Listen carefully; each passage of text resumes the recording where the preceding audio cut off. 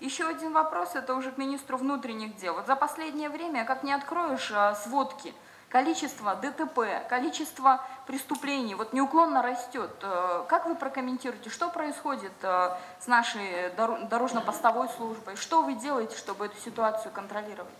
Спасибо за вопрос, Наталья Владимировна. Ну, по статистическим данным идет снижение по совершенным преступлениям на улицах. То есть по сравнению с 2016-2015 год есть данные, что идет на снижение. Также по дорожно-транспортным происшествиям. Но, понимаете, мы не обращаем, по статистическим данным нет ничего ценнее человеческой жизни, мы это понимаем. Поэтому сейчас в рамках реформирования правоохранительных органов необходимо провести во всех мирах, во всех странах сейчас вот фото-видеофиксация. Также был принят же закон же о сыртный видео это поможет более раскрыть.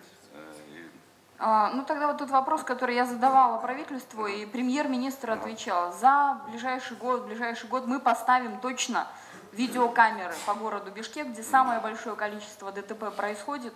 Сколько конкретно видеокамер, которые соединены с единым центром, выписываются счета и приходят конкретно нарушителям? Да? Вот сколько таких работающих, не муляжных камер было поставлено? В 2016 году, с февраля месяца, сейчас вот вы знаете, на рынке Азамат поставлена система. Благодаря этому там сейчас именно ДТП, дорожно-транспортное происшествие, снижение идет на 2 раза ниже. И потому что уже водители привыкают, при нарушении идут как письма счастья, это все идет регистрация. Планируется также поставить по 5 значимым числам по городу Бишкек. Сейчас сколько стоит? 1. Помимо этого, нет, вы имеете в виду уже, которые именно фиксируют действующих, да? В 2016 году, в феврале месяце, напротив рынка Азамат была поставлена система. Она сейчас действует год, все действуют, и на таких же аналогичных систем мы хотим поставить по 5 участкам. Вопрос финансирования уже вроде решен. Но вот когда правительство вначале приступало к работе, я этот вопрос задавала, и тоже дежавю. Ответ был такой же: мы поставим. Вот вы приходите, да, за отчетный период. То есть практически ничего не было сделано, вы понимаете? То есть количественно. Камеры не поставлены. Вместе с тем проект «Безопасный город», он не был реализован, и никто не несет ответственность. Вы понимаете?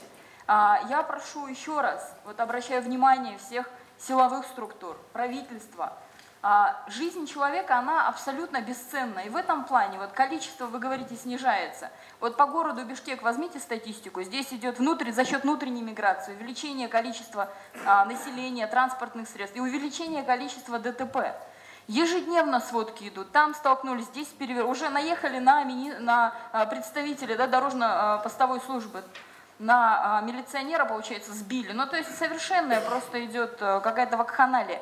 В этом плане, вот по проекту «Безопасный город» я не раз говорила, еще прошу проверить, потому что, на мой взгляд, абсолютно были понятны заинтересованные лица, которые не хотели пропустить, чтобы проект этот начал работать, потому что, в принципе, это убирает, в принципе, коррупционную кормушку, которая существует в системе Министерства внутренних дел и непосредственно в системе дорожно-постовой службы.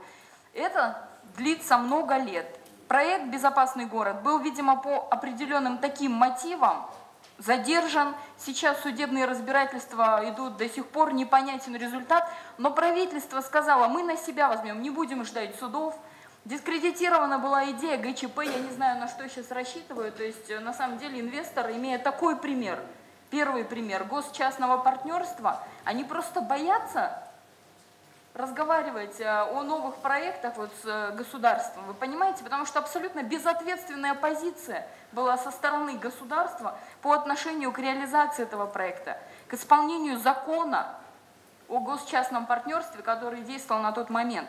И в этом плане ответственность никто не понес. Но правительство сказало: мы на себя берем, поставим камеры, начнем реализацию «Безопасного города» за свой счет. Год назад это заявление было, через год я фиксирую. Нет. Ничего нет. И таких примеров на самом деле очень много.